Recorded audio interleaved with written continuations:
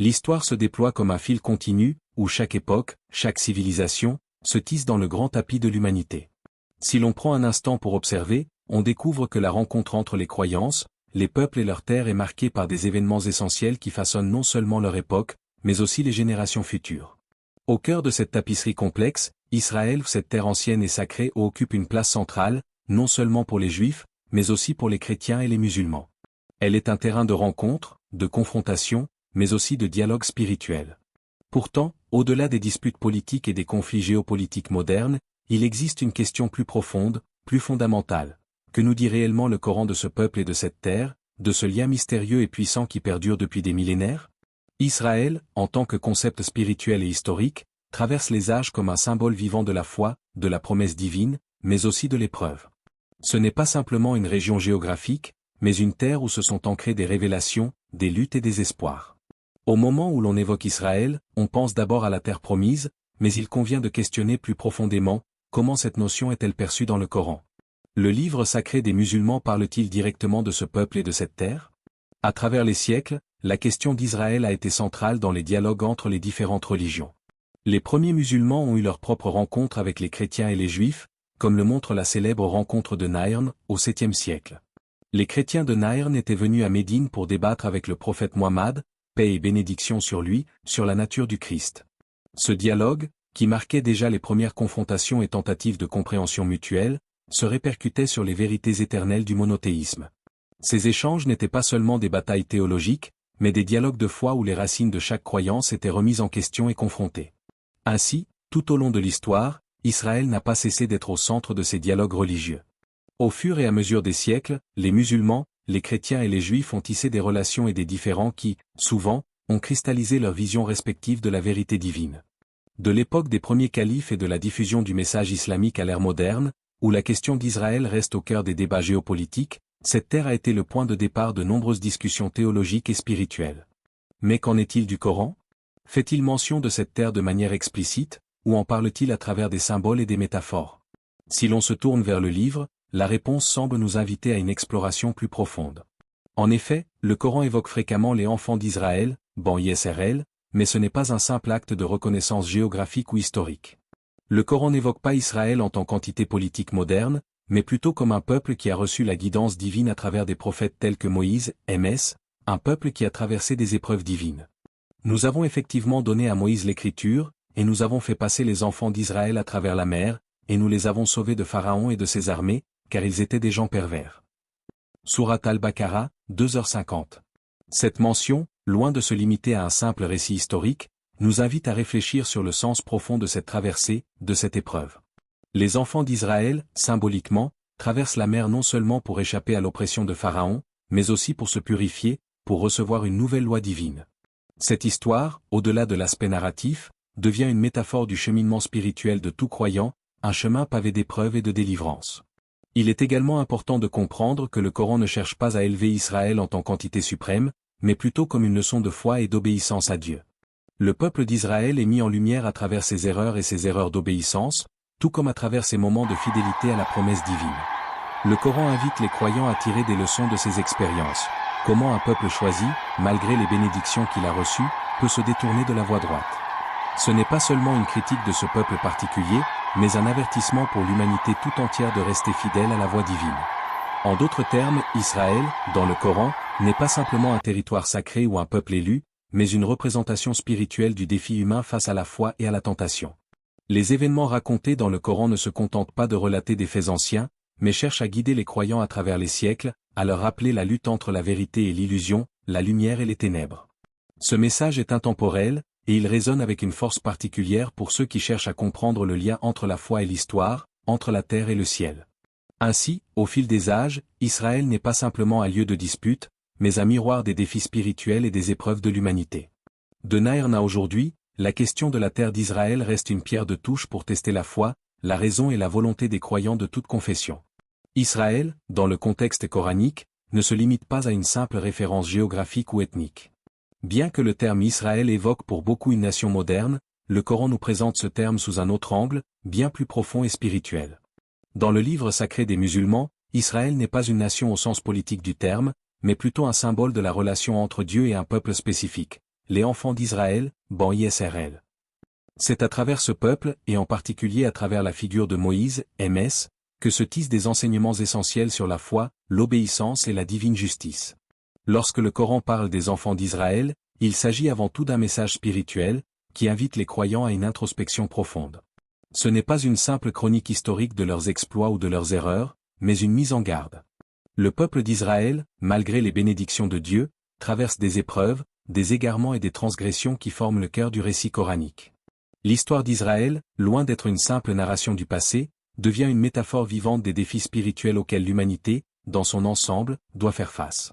Le lien avec Moïse est tout particulièrement marquant. MS, un prophète central dans le Coran, est celui qui guide les enfants d'Israël hors de l'oppression, les sauvant de la tyrannie du Pharaon. Mais l'histoire ne s'arrête pas là. En traversant la mer, les enfants d'Israël rencontrent un peuple qui se prosterne devant des idoles. Ce moment est essentiel, il n'est pas simplement question d'une séparation physique entre deux peuples, mais d'une séparation spirituelle, d'un contraste entre ceux qui suivent la voie de Dieu et ceux qui se détournent de lui. Et quand nous fîmes passer les enfants d'Israël à travers la mer, ils vinrent à un peuple qui se prosternait devant des idoles. Sourate Al-Araf, 7, 138. Ce verset fait plus que relater un événement historique. Il révèle une confrontation spirituelle, un affrontement entre deux formes de croyance, celle qui se soumet à Dieu seul, et celle qui s'incline devant des idoles. La mer, qui sépare les deux peuples, devient alors un symbole de purification. C'est à travers cette épreuve que les enfants d'Israël doivent apprendre à reconnaître la véritable source de leur délivrance. Et la question qui se pose alors, pour chaque croyant, est la suivante. Que représente la mer dans notre propre vie spirituelle? Est-ce un passage vers la purification, ou un obstacle que nous devons traverser pour retrouver notre foi en Dieu? Le Coran nous présente aussi les bénédictions spécifiques que Dieu a accordées aux enfants d'Israël, mais il ne cache pas leurs erreurs. Ces bénédictions sont multiples, la libération de l'esclavage, la manne divine, l'eau jaillissant du rocher pour étancher leur soif dans le désert. Pourtant, malgré ces bienfaits, le peuple d'Israël a failli. Loin de voir ces fautes comme de simples récits de mécontentement, le Coran les utilise pour enseigner une leçon universelle. La fidélité à Dieu, la reconnaissance des bénédictions et la repentance face aux erreurs. Le Coran ne dépeint pas un peuple infaillible, mais un peuple qui, comme tout être humain, fait face à des défis spirituels constants. C'est ici que le Coran invite à une réflexion essentielle. Les erreurs des enfants d'Israël, qu'il s'agisse de leur manque de foi pendant leur traversée du désert, de leur idolâtrie du veau d'or ou de leur rébellion contre les prophètes, sont des erreurs qui résonnent à travers les âges. Elles servent de miroir aux croyants d'aujourd'hui, une invitation à se remettre en question face à leur propre foi. Cette mise en garde est d'autant plus pertinente dans un monde moderne où l'idolâtrie sous diverses formes ou de l'argent à la célébrité, de la technologie à l'idéologie demeure omniprésente. Les versets coraniques ne sont pas là pour condamner un peuple en particulier, mais pour rappeler à l'humanité que la foi véritable nécessite une constance, un engagement, une soumission totale à Dieu seul. Le Coran n'énonce pas simplement une histoire, il offre une leçon vivante, une mise en lumière des épreuves spirituelles que chaque individu doit affronter dans sa quête de vérité. Et lorsque Moïse dit à son peuple, « Ô mon peuple, pourquoi me faites-vous du tort alors que vous savez que je suis l'envoyé de Dieu pour vous ?» Quand ils dévièrent, Dieu fit dévier leur cœur. Surah As-Saf 61:5. Le verset ci-dessus nous montre une autre dimension de cette relation entre Moïse et son peuple, l'appel à l'obéissance. Les enfants d'Israël, malgré les signes évidents de la puissance divine, se sont égarés. Et dans leur égarement, leurs cœurs ont été détournés. Cette image des cœurs détournés est particulièrement frappante, car elle nous renvoie à la réalité spirituelle de tout croyant. L'obéissance n'est pas seulement un acte externe, mais un état intérieur du cœur. Un cœur qui, s'il n'est pas en harmonie avec la volonté de Dieu, se trouve facilement égaré. Ainsi, en analysant ces versets, nous comprenons que l'histoire des enfants d'Israël n'est pas simplement une leçon historique. Elle est une leçon de spiritualité vivante, un appel à la vigilance et à la constance dans la foi. Le peuple d'Israël, bien qu'éprouvé par Dieu, a été l'objet de bénédictions et de réprimandes. Mais plus que tout, il nous laisse un message fondamental. La voie vers Dieu n'est jamais linéaire, mais semée d'obstacles que seuls ceux qui s'accrochent à la vérité divine peuvent surmonter. Et si, pour un moment, nous nous arrêtions, loin des bruits du monde, pour écouter ce souffle intérieur qui vibre en chacun de nous? Ce dialogue silencieux, mais incessant, entre la foi et le doute, entre l'idéal divin et la réalité humaine. Dans cette pause, l'esprit se tourne vers la question de la terre d'Israël. Ce lieu que l'histoire et la religion ont gravé dans les mémoires, que représente-t-il pour nous aujourd'hui, dans ce monde moderne où tout semble s'accélérer, se fragmenter, se disputer? Les terres d'Israël, parfois perçues comme des symboles de paix, parfois comme des foyers de guerre et de souffrance, nous confronte à une question plus profonde. Ce lieu, qui traverse les âges comme un pont entre les peuples et les croyances, n'est-il qu'un simple territoire? Une ligne sur une carte, un espace délimité par des frontières humaines, ou porte-t-il en lui quelque chose de plus? Une image du divin, une épreuve de l'humanité, ou les deux à la fois? Le Coran, avec sa sagesse infinie, nous invite à ne pas nous contenter d'une vision superficielle de cette terre.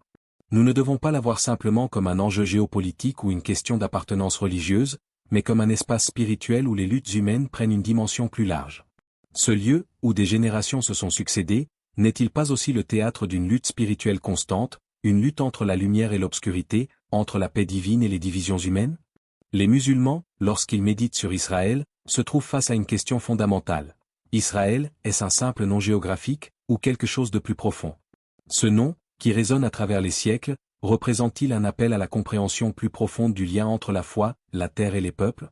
N'est-ce pas là un espace où les promesses divines se rencontrent avec les réalités de l'histoire humaine? Et nous dîmes aux enfants d'Israël, habitez cette terre. Et lorsque la promesse de l'au-delà viendra, nous vous ferons sortir en foule. Sourate Al-Isra, 17, 104. Ici, Dieu ne parle pas simplement d'un territoire géographique, mais d'une terre au sens spirituel et historique. Il s'agit d'un lieu où la promesse divine rencontre les aspirations humaines. Le Coran ne se contente pas de décrire Israël comme une terre donnée à un peuple particulier, il le présente comme un espace de lumière, un lieu où le peuple élu est censé incarner les valeurs du monothéisme, de la justice, de la paix et de la lumière divine.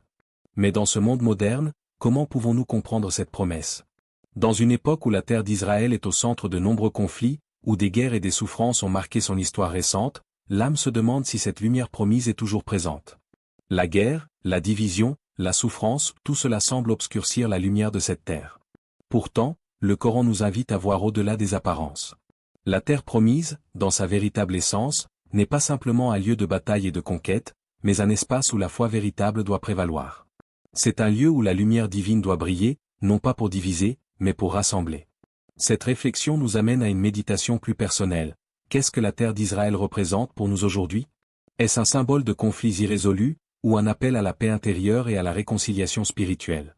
Cette terre, où les prophètes ont marché, où des peuples ont vécu et souffert, n'est-elle pas aussi une invitation à renouer avec les valeurs divines et universelles que chaque croyant est appelé à incarner? Le Coran nous rappelle que la terre, bien qu'elle soit un lieu de test, est aussi un lieu de rassemblement sous la lumière divine. Ce n'est pas un lieu où les hommes se battent pour des possessions matérielles, mais un espace où la foi doit transcender les frontières humaines, où la lumière de Dieu doit guider les cœurs. Cette lumière, bien sûr, n'est pas forcément visible à l'œil nu, mais elle est présente dans la justice, dans la vérité, dans la paix. Le Coran nous invite à voir Israël, non pas comme un simple champ de bataille, mais comme un terrain spirituel, un lieu où les luttes intérieures trouvent leur expression, un terrain de réconciliation entre l'homme et le divin. Dans ce contexte, l'âme se trouve face à une question essentielle. Qu'est-ce qui se cache derrière la lumière de cette terre? N'est-ce pas l'appel à une réconciliation plus grande, une réconciliation spirituelle, à travers la foi en un Dieu unique? Le Coran nous enseigne que la véritable promesse d'Israël n'est pas celle des frontières terrestres, mais celle de la paix éternelle, celle que Dieu offre à ceux qui s'engagent sur la voie du Tawhid, sur la voie de la soumission à lui seul. Lorsque nous nous arrêtons pour méditer sur cette question, nous réalisons que l'essence de la terre d'Israël réside dans la manière dont nous, en tant qu'individus, interprétons ce symbole. Elle ne nous appelle pas simplement à regarder les événements extérieurs, mais à regarder en nous-mêmes, à évaluer notre propre relation avec la foi, avec la lumière divine, et à comprendre que la terre d'Israël, dans son sens profond, représente avant tout le territoire intérieur du cœur, celui où Dieu règne en souverain. Ainsi, cette méditation sur Israël nous pousse à réexaminer notre propre foi. Ce n'est pas une simple question de géographie ou de politique. C'est une invitation à une transformation intérieure, à une quête de lumière dans un monde souvent assombri par la division et le doute. C'est un appel à trouver la paix en nous-mêmes, et à contribuer, de manière spirituelle, à la paix du monde. Les chemins du passé se croisent et se frôlent, comme des rivières qui, malgré leur rencontre, n'arrivent jamais à fusionner en un seul flux. Les traces du temps s'entrelacent, mais elles ne se rejoignent jamais dans une harmonie parfaite. Elles se croisent et se frôlent, se défiant et s'apprenant mutuellement, comme les grandes croyances et leurs symboles. Israël, cette terre ancienne, devient une scène où ses chemins spirituels, ses traces sacrées, se rencontrent dans une tension toujours vivante. Parmi ces symboles, deux se distinguent particulièrement, la croix et le croissant. Chacun d'eux, porteur d'un sens profond et d'une histoire spirituelle unique, s'élève comme un phare, guidant les croyants à travers des paysages spirituels souvent tumultueux. La croix, cette figure centrale du christianisme, incarne le sacrifice suprême, le poids de la souffrance et la promesse de la rédemption. Elle rappelle l'image du Christ, élevé sur le bois, portant sur ses épaules la douleur du monde pour offrir le salut. La croix est l'emblème du sacrifice divin, de l'amour infini d'un Dieu qui se donne pour l'humanité. Le croissant, lui, se lève dans le ciel de l'islam, baigné de lumière, symbolisant le renouveau, la lumière divine qui pénètre l'obscurité du monde. Il incarne l'idée de soumission à la volonté divine, la lumière qui émerge dans l'obscurité de la nuit, le signe d'un Dieu unique, dont la miséricorde éclaire les cœurs des croyants. Le croissant, comme le croix, n'est pas qu'un simple symbole, il est le reflet d'une voie spirituelle, d'un chemin vers la vérité et la lumière divine.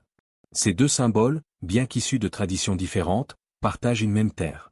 Une terre où le mystère de la rédemption et de la lumière se confrontent, s'entrelacent, mais ne se fusionnent pas. Israël, en tant que terrain sacré, devient l'arène de cette rencontre symbolique. Là, la croix et le croissant ne se rejoignent pas dans une parfaite union, mais dans une confrontation silencieuse, un dialogue où les signes et les symboles se défient, se cherchent et se respectent. Dans cette arène spirituelle, Israël se dresse non seulement comme une terre de conflit, mais aussi comme un lieu de promesse. C'est le carrefour des religions monothéistes, un espace où se joue la quête de la vérité divine. La terre, d'un côté, devient l'image de l'oppression, du conflit, de la souffrance. Mais elle porte aussi en elle la promesse divine, celle d'une lumière à venir, d'un jour où la vérité sera révélée dans toute sa splendeur. Israël n'est pas seulement un lieu de guerre, mais aussi un espace sacré où chaque croyant, qu'il soit musulman, chrétien ou juif, doit apprendre à voir au-delà des conflits humains, vers un objectif spirituel commun, la recherche de la lumière divine. Chaque symbole, dans cette grande rencontre, incarne un chemin. La croix, qui parle du sacrifice et de la rédemption, et le croissant, qui incarne la lumière de Dieu, offre des réponses différentes à la même question spirituelle. Comment l'homme peut-il être réconcilié avec Dieu? Par le sacrifice et la souffrance, ou par la lumière et la soumission? Ces chemins, bien qu'ils soient différents, ne sont pas ennemis, mais complémentaires.